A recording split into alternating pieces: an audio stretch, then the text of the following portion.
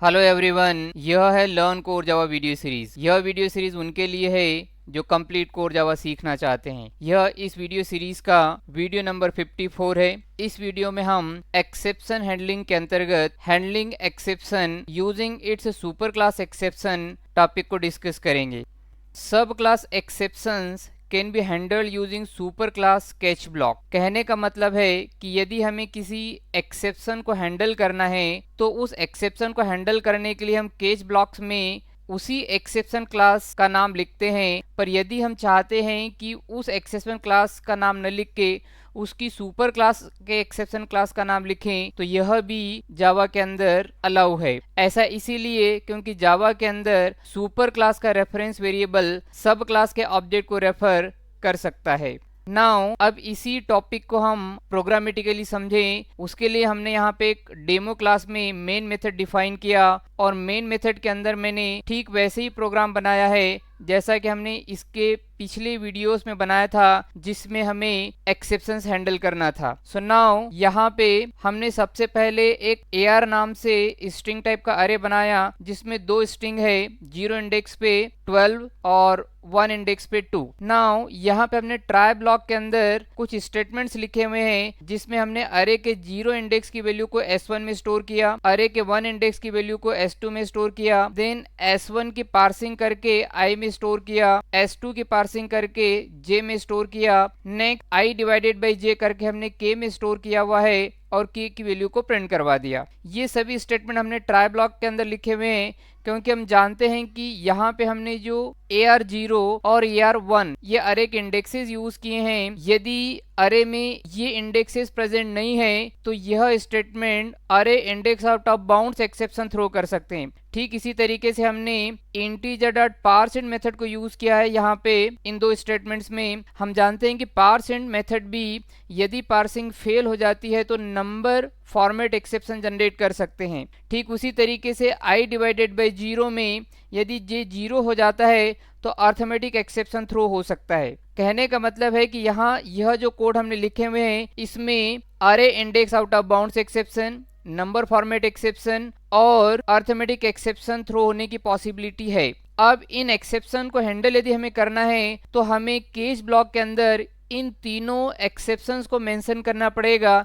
यानी हमें case block के अंदर अरे index out of bounds exception, number format exception और अर्थमेटिक एक्सेप्शन को लिखना पड़ेगा। किंतु यदि आप चाहते हैं तो इनकी जो सुपर क्लास है दैट इज एक्सेप्शन क्लास, तो आप इन तीनों एक्सेप्शन को लिखने की बजाय यहाँ पे सीधे इनकी सुपर क्लास एक्सेप्शन को लिख दीजिए और उसका वेरिएबल यहाँ पे डिक्लेयर कर दीजिए जैसे हमने ई डिक्लेयर किया हुआ है and then give the handler message. तो यहाँ पे यह जो एक्सेप्शन क्लास है जैसा कि मैंने बताया कि तीनों एक्सेप्शन की सुपर क्लास है, तो फिर यहाँ पे यह एक्सेप्शन क्लास इन तीनों टाइप के एक्सेप्शन को हैंडल कर लेगा। जैसे मान के चलिए कि यदि यहाँ पे देखिए कि इस अरे में आप 1 इंडेक्स की वैल्यू मिसिंग है और यहाँ पर हम 1 इंडेक्स को यूज कर रहे हैं, तो इस स्टेटमेंट की वजह से अरे index out of bound exception generate होगा।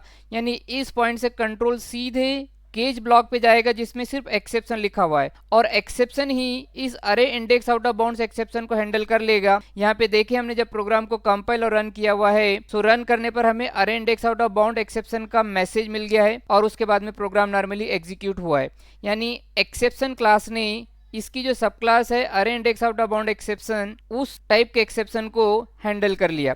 ठीक इसी तरीके से यदि पार्सिंट एक्सेप्शन जनरेट होता है, फॉर एग्जांपल यहाँ पे देखें अब अरे के 1 इंडेक्स पे एक ऐसी स्ट्रिंग है जिसमें A कैरेक्टर है, तो इसकी वजह से यहाँ जो हमने यह स्टेटमेंट लिखा हुआ है जिसमें हमने S2 को पार्सिंट मेथड में पास किया, यह मेथड अब नंबर फॉर्मेट एक्सेप्शन थ्रो करेगी। सो यहाँ से एक्सेप्शन सीधे केज ब्लॉक पे जाएगा और केज ब्लॉक में हमने नंबर फॉर्मेट एक्सेप्शन की सुपर क्लास जो कि एक्सेप्शन है उसको लिखा हुआ है, तो यह केज नंबर फॉर्मेट एक्सेप्शन को भी हैंडल कर लेगा। यानी इस प्रोग्राम को यदि हम कंपाइल करेंगे और फिर रन करेंगे तो हमें नंबर फॉर्मेट एक्सेप्शन का जो एरर मैसेज है वह मिल जाएगा और रिमेनिंग प्रोग्राम प्रॉपरली एग्जीक्यूट होगा।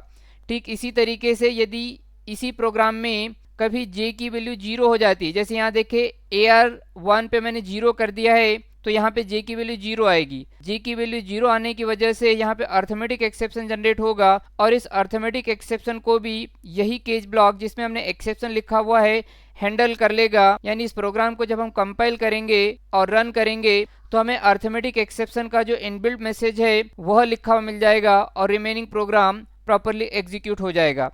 इस तरीके से यहाँ पे हमने देखा कि एक्सेप्शन जो कि बहुत सारी एक्सेप्शन क्लासेस की सुपर क्लास है वह इसकी सब क्लास के एक्सेप्शन को हैंडल कर सकता है, किंतु हमें इस टाइप की प्रैक्टिस को अवॉइड करना चाहिए। यानी हमें किसी भी एक्सेप्शन को उसके सुपर टाइप एक्सेप्शन क्लास से हैंडल करने से बचना चाहिए। ऐसा इसीलिए क्योंकि जब हम किसी भी एक्सेप्शन को उसकी सुपर क्लास की एक्सेप्शन क्लास से हैंडल करते हैं, उसको कैच ब्लॉक में लिखते हैं, सो इससे कोड की जो रीडेबिलिटी होती है वह मिसिंग हो जाती है। यानी यदि कोई कोड को रीड करेगा और कैच ब्लॉक को देखेगा तो कैच ब्लॉक को देखने से वह यह नहीं समझ पाएगा कि हमारे कोड में किस टाइप के एक्सेप्शन को जनरेट होने की पॉसिबिलिटी है विदाउट रीडिंग द कोड। यानी यहाँ पे आप देखें कि एक्सेप्शन क्लास को हमने कैच ब्लॉक में लिखा हुआ है। अब चूंकि हमने यहाँ पे एक्सेप्शन क्लास को कैच ब्लॉक में लिखा हुआ है तो सिर्फ केस ब्लॉक को देख के हम यह नहीं बता सकते कि ट्राई ब्लॉक में किस टाइप के एक्सेप्शन के जनरेट होने की पॉसिबिलिटी है जिसको हम यहाँ पे ट्राई और केस को देकर हैंडल करना चाहते हैं। किंतु यदि हम केस ब्लॉक में बराबर मेंशन करेंगे लाइक अर्थमेटिक एक्सेप्शन और अरे index of the bound exception और नंबर फॉर्मेट एक्सेप्शन, तो सिर्फ केज ब्लॉक को देखकर हमें यह पता लग सकता है कि ट्राई ब्लॉक में कौन से एक्सेप्शन को जनरेट होने की पॉसिबिलिटी है। यानी कोड रीडेबल है, पता लग रहा है कि कौन से टाइप के एक्सेप्शन जनरेट होने की पॉसिबिलिटी है। दैट्स वाई हमें हमेशा सुपर क्लास से सब क्लास के एक्सेप्शन को हैंडल करने से बचना चाहिए। इस तरीके से इस वीडियो में हमने सीखा कि हम चाहे तो सुपर टाइप के एक्सेप्शन से सब टाइप के एक्सेप्शन को हैंडल कर सकते हैं, बट यह एक गुड प्रैक्टिस नहीं है, हमें इसको अवॉइड करना चाहिए। कोर जावा के अन्य टॉपिक को समझने के लिए आप इस वीडियो सीरीज के अन्य वीडियोस को भी देखें और यदि कोर जावा से रिलेटेड कोई भी डाउट आपके दिमाग में है तो उसको कमेंट बॉक्स में लिखें। Thanks for watching this video.